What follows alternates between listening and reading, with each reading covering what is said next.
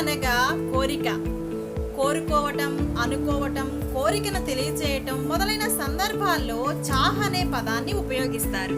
ఉదాహరణకు రమేష్ నే ఉస్సే షాదీ కర్నా చాహా.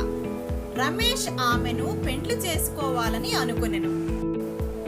చాహ్ అనే పదము ఎప్పుడు వాక్యంలో క్రియ ప్రక్కన మాత్రమే వస్తుంది.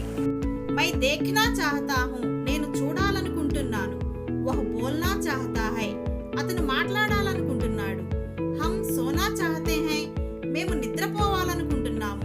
తుమ్ క్యా కర్నా చాహతే హో, మీరు ఏం చేయాలనుకుంటున్నారు. ఆప్ యహా రహనా చాహతే హై, మీరు ఇక్కడ నివసించాలనుకుంటున్నారా. ఇక్కడ అన్ని వాక్యాలను గమనించండి. చాహ్ అనే పదము క్రియ పక్కన మాత్రమే వస్తుంది.